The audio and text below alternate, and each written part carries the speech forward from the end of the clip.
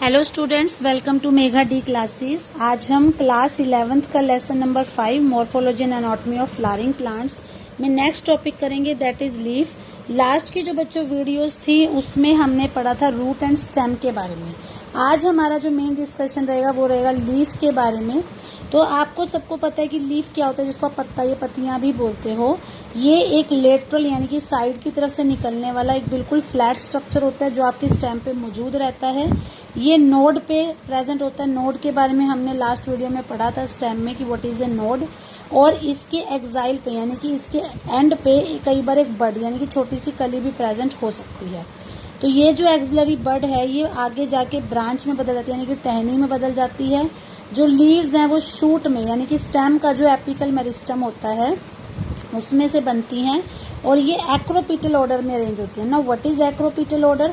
Acropetal order का मतलब होता है कि जो पुरानी लीव्स हैं वो तो नीचे तले पे यानी कि बेस पे जाती रहेंगी और जो नई लीव्स हैं वो टिप में से आती रहेंगी। जैसे यहाँ पे आपका कोई पुराना पौधा है तो इसकी जो पुराने पत्ते हैं वो तो यहाँ जाएंगे, लेकिन जो नई लीव्स हैं वो इसके आगे वाले हिस्से से आनी शुरू हो जाएंगी। तो दैट इज एक्रोपिटल ऑर्डर। और लीव्स जो है वो फोटोसिंथेसिस में हेल्प करती हैं, वो आप बचपन से पढ़ते आ रहे हो। अब हम बात करते हैं लीफ के स्ट्रक्चर की। अगर हम एक लीफ का स्ट्रक्चर देखें तो उसके अंदर 3 मेन पार्ट्स आते हैं, leaf base, petiole and lamina. Leaf base का काम होता है लीफ को स्टेम के साथ अटैच करके रखना। जैसे कि यहाँ पे नेक्स्ट फिगर में आपको एक पिक्चर दिखाई हुई है, आप इस पिक्चर में देख सकते हो कि जो लीफ बेस है उसका काम होता है स्टेम के साथ आपकी लीफ को अटैच करना। इसके अलावा लीफ जो है उसके आप बेस पे देखोगे कि 2 छोटे छोटे पत्ते जैसे, मतलब पत्ते नहीं है एग्जैक्टली, पत्ते जैसे स्ट्रक्चर्स होते हैं जिन्हें हम बोलते हैं स्टिपुल्स। आपने जनरली देखा भी होगा जब आप किसी पत्ते को तोड़ते हो तो वहां पे आपको ऐसे छोटे छोटे पॉइंटेड सी चीजें दिखती हैं। और इसके अलावा अगर हम बात करें मोनोकोट्स की, तो मोनोकोट्स में कई बार इनका जो ये लीफ बेस है, मतलब ये वाली चीज जो है ये कई बार फैल जाती है, फैल कर एक कवरिंग सी बना लेती है जिससे कि पूरी की पूरी जो आपकी स्टेम है वो कवर हो जाती है। इसके अलावा कुछ लेग्यूमिनस प्लांट्स यानी कि वो प्लांट्स जो जनरली प्रोटीन्स बनाते हैं, जैसे दाल है, सोयाबीन है, राजमा है, उन प्लांट्स के अंदर भी कई बार जो इनका लीफ बेस है ये मोटा हो जाता है, स्वेल हो जाता है, जिसको हम पल्विनस बोलते हैं। पल्विनस का नाम हो सकता है आपने 10th क्लास में छुई मुई का पौधे वाला जब एग्जाम्पल किया हो, टच मी नोट, उसमें भी देखा होगा। उसके बाद बात आती है बच्चों पेटियोल की। पेटियोल का काम क्या होता है कि ये लाइट के सामने जो लीफ का लैमिना है, मतलब लीफ को पकड़ के रखता है कि लाइट की प्रेजेंस में भी वो खड़ा रहे, उसको होल्ड करके रखने में हेल्प करता है। अगर आपके लीफ के जो पेटियोल्स हैं वो बहुत ही लंबे हैं, थिन और फ्लेक्सिबल है, तो वो लीफ ब्लेड को यानी कि बाकी पोर्शन को हेल्प करेंगे कि जब हवा वगैरह चले तो वो फ्लटर यानी कि हिलता रहे, जिसकी वजह से जो लीफ है उसको हवा मिलने की वजह से लीफ ठंडी रहेगी और साथ ही साथ लीफ का जो सरफेस है उसको फ्रेश एयर भी मिलेगी। जो ये लैमिना या जो ये लीफ बेस है ये लीफ का ग्रीन एक्सपेंडेड पार्ट है। इसमें वेन्स भी होती हैं, वेनलेट्स भी होती हैं। इसमें आपने नॉर्मली देखा होगा कि पत्ते के अंदर एक तो बीच में सेंटर में प्रेजेंट होती है जो बहुत ही डार्क कलर की होती है और उसके अलावा बहुत सारी छोटी छोटी लाइंस दिखती हैं, इन्हें हम बोलते हैं वेन्स एंड वेनलेट्स। जो बीच वाली सबसे मोटी और सबसे ज्यादा प्रोमिनेंट यानी कि बहुत क्लियरली दिखने वाली मिडल वेन है उसे हम मिड रिब भी कह देते हैं। और ये जो साइड वाली है इसके कंपैरेटिवली थोड़ी हल्के रंग की होती हैं। वेन्स का काम होता है कि ये आपकी लीफ ब्लेड को रिजिडिटी देता है। अगर मान लो जैसे हम अपना एग्जांपल लेते हैं, अगर हमारे शरीर में हड्डी ना होती, सिर्फ मांस होता, तो क्या हम सीधा खड़े हो पाते? नहीं, हम गिर जाते, हमारे अंदर कोई टाइटनेस, कोई रिजिडिटी ना होती। इसी तरीके से बच्चों अगर लीफ के अंदर वेन्स ना हो तो लीफ ब्लेड के अंदर कोई रिजिडिटी यानी कि कोई सख्तपन नहीं रहेगा। इसके अलावा ये जो वेन्स है ये ट्रांसपोर्टेशन का काम भी करते हैं। जैसे हमारी बॉडी में आर्टरीज एंड वेन्स ब्लड को लेके जाते हैं, इसी तरीके से इनके अंदर भी जो ये वेन्स है ये वाटर, मिनरल्स और फूड मटेरियल्स को पूरे प्लांट के अंदर सप्लाई करते हैं। इसके अलावा अलग अलग पत्तों में आपने देखा होगा कि लैमिना की शेप, उसका मार्जिन, उसकी लंबाई, चौड़ाई, उसका एपेक्स, मतलब हर चीज अलग अलग हो सकती है। इसके बाद बच्चों हम बात करते हैं विनेशन की। पहले तो आपको डेफिनेशन पता होनी चाहिए, what is venation? The arrangement of veins and veinlets in the lamina of leaf is termed as venation. आपकी लीफ के लैमिना में वेन्स और वेनलेट्स किस तरीके से अरेंज है उसे हम बोलते हैं विनेशन। आपने जनरली देखा भी होगा कुछ पत्तों में तो आपको इस तरह की विनेशन दिखेगी कि एक बीच में मोटी लाइन होगी और साइड में से छोटी छोटी आ रही है, इसको तो हम बोलते हैं रेटिकुलेट विनेशन। और अगर इस तरीके से पैरेलल वेन्स आपको दिखे that is known as parallel venation. तो जब आपकी वेन्स जो है एक दूसरे के पैरेलल होंगी that is known as parallel venation, और जब ये सारी वेनलेट्स एक नेटवर्क बनाती हैं that is known as reticulate. तो ये जो रेटिकुलेट वेनेशन है ये जनरली देखी जाती है डाइकोटिलेडनस प्लांट्स में, जैसे कि आपके राजमा है, छोले है, मतलब जिसको आप 2 पार्ट्स में ब्रेक कर सकते हो। और जो पैरेलल वेनेशन है वो पाई जाती है मोनोकोट्स में, जैसे कि राइस है, ग्रास है, व्हीट है।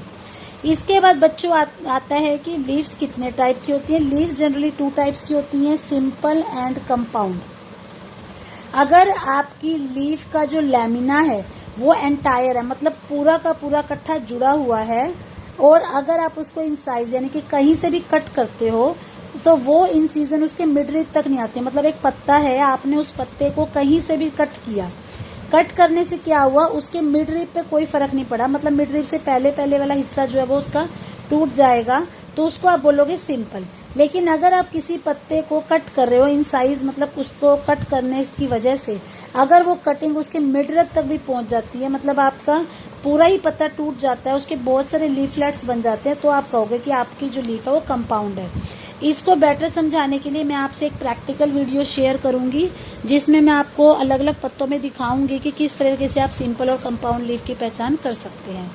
इसके अलावा चाहे आपकी लीफ सिंपल है या कंपाउंड है, उनके जो पेट्यूल का एक्साइल है यानी कि जो टिप है वहां पर एक बड प्रेजेंट होती है, लेकिन जो कंपाउंड लीफ के लीफलेट्स होते हैं, मतलब जहाँ बहुत सारी लीव्स इकट्ठी होती है, वहां पे कई बार आपको ये बड देखने को नहीं मिलती। अब ये जो बच्चों कंपाउंड लीव्स हैं ये भी 2 तरह की होती हैं, पिनेटली कंपाउंड, पामेटली कंपाउंड, जैसा कि आप साथ वाली पिक्चर में भी देख सकते हो। अगर हम पिनेटली कंपाउंड लीफ की बात करें तो इसमें एक ही कॉमन एक्सिस होगी, मतलब एक ही लाइन होगी और उसी के ऊपर बहुत सारी लीफलेट्स प्रेजेंट होंगी। इस कॉमन एक्सिस को हम बोलते हैं रेक्टिस, इसी के ऊपर आपकी बहुत सारी लीफ प्रेजेंट होंगी। ये आपकी एक तरह से लीफ का मिड रिब भी बन जाती है, और इसका एग्जाम्पल है बेटा नीम। और अगर हम बात करें पामेटली कंपाउंड की, तो उसमें एक ही कॉमन पॉइंट होता है, एक ही पॉइंट के ऊपर आपकी बहुत सारी लीफलेट्स अरेंज होती है, मतलब एक गुच्छा सा बना होता है। इसका एग्जांपल है सिल्क कॉटन, जैसे आप यहाँ देख सकते हो एक ही टिप के ऊपर बहुत सारी लीफ जुड़ी हुई हैं, इसमें एक लाइन है उस पर लीव्स जुड़ी हुई हैं। इसके बाद आता है बेटा phyllotaxy. Phyllotaxy is the pattern of arrangement of leaves on the stem और ब्रांच। यहाँ पर मैं आपको बताना चाहूंगी कि आपकी 3-4 डेफिनेशंस ऐसी आएंगी जिसमें आप देखोगे it is the pattern of arrangement, it is the pattern of arrangement, मतलब डेफिनेशन के अंदर पहले के ये 3-4 वर्ड्स आपके कॉमन रहेंगे, आगे फर्क आएगा। तो पहले जो बच्चों हमने किया था दैट वाज विनेशन। विनेशन की जो डेफिनेशन थी उसमें हमने पढ़ा था द अरेंजमेंट ऑफ वेन्स और veinlets in the lamina of leaf. अब हम बात कर रहे हैं फाइलोटैक्सी की। फाइलोटैक्सी का मतलब होता है pattern of arrangement of leaves on the stem और ब्रांच, कि स्टेम या ब्रांच के ऊपर पत्ते किस तरीके से अरेंज्ड है, उसे आप बोलोगे फाइलोटैक्सी। फाइलोटैक्सी 3 तरह की हो सकती है, ऑल्टरनेट, अपोजिट एंड होल्ड। तो सबसे पहले हम बात करते हैं ऑल्टरनेट की। अगर आपको ऑल्टरनेट का इंग्लिश मीनिंग पता हो तो ऑल्टरनेट का मतलब होता है एक छोड़कर। तो यहाँ पर आप देख सकते हो कि आपकी जो स्टेम है या जो आपकी रेचिस है उस पे एक पत्ता है, फिर छोड़ के फिर दूसरा पत्ता है, फिर एक पत्ता है, फिर दूसरा, मतलब दोनों पत्ते बिल्कुल आमने सामने ना होकर उन्होंने एक एक स्पेस छोड़ रखा है और वो ऑपोजिट साइड पे प्रेजेंट है। तो यानी कि जो ऑल्टरनेट टाइप की फाइलोटैक्सी होती है उसमें एक पत्ता एक नोड पे आएगा ऑल्टरनेट मैनर में, मतलब एक छोड़कर, जैसे कि चाइना रोज में। आपको एक ही एग्जाम्पल याद रखना, आप यहाँ पे एग्जाम्पल याद रख सकते हो चाइना रोज या मस्टर्ड, जो भी आपको ईजी लगे। जब हम बात करते हैं बच्चों अपोजिट टाइप की, उसमें आपकी लीव्स हमेशा जोड़े में यानी कि पेयर में आएंगी और बिल्कुल आमने सामने होंगी। हर एक नोड पे एक साथ 2 पत्ते आएंगे और दोनों अपोजिट होंगे, for example Calotropis and guava. इसके अलावा कई बार ऐसा भी होता है कि एक ही नोड पर 1-2 से ज्यादा पत्ते आके गुच्छा सा बना लेते हैं, तो उसको आप बोलते हो होल्ड, जैसे अल्स्टोनिया। इसके बाद है कि लीव्स अपने आप को किस किस तरीके से मॉडिफाई कर सकती हैं। वैसे तो आपको पता है कि लीव्स का जो मेन काम है दैट इज फोटोसिंथेसिस, बट कई बार कुछ दूसरे फंक्शन परफॉर्म करने के लिए भी लीव्स अपने आप को बदल सकती हैं। वो अपने आप को टेंड्रिल्स यानी कि बेल में बदल सकती है ताकि वो क्लाइंबिंग, मतलब किसी सख्त चीज के सहारे पे चढ़ जाए, जैसे मटर का पौधा होता है, या कई बार वो अपने आप को स्पाइंस यानी कि कांटों में बदल देती है ताकि वो अपने आप को प्रेडेटर से बचा सके। जैसे कैक्टस में आपने देखा होगा, कैक्टस के ऊपर कांटे मौजूद होते हैं जिसकी वजह से इसको कोई खा ना पाए, डिफेंस हो पाए। इसके अलावा क्योंकि जो कैक्टस का पौधा है वो ड्राई इलाकों में होता है, वहाँ पानी की कमी होती है, तो ये सरफेस एरिया कम होने की वजह से ट्रांसपिरेशन को भी कम कर लेता है। और कई बार ये फूड को भी स्टोर करके रखती है, जैसे कि अनियन और गार्लिक में जो आप खाना खा रहे हो, जो आप फूड खाते हो, वो एक्चुअल में उसकी लीव्स ही होती हैं। इसके अलावा कुछ प्लांट्स है जैसे ऑस्ट्रेलियन एकेशिया, उसमें जो लीव्स हैं वो बहुत ही छोटी होती हैं, बहुत ही कम समय के लिए रहती हैं, तो वो वहाँ पे फूड सिंथेसाइज करने का काम करती हैं। इसके अलावा कुछ लीव्स ऐसी भी हैं जो इंसेक्टिवोरस प्लांट्स में होती हैं और उनका काम होता है इंसेक्ट्स को पकड़ना, मतलब वो पौधे कीड़े खाते हैं, जिसको आप कीटभक्षी पादप भी बोलते हो। तो कीड़े खाने के लिए उनके पत्ते जो हैं इस तरह की शेप ले लेते हैं कि वो आसानी से इंसेक्ट को ट्रैप कर सकें, जैसे पिक्चर प्लांट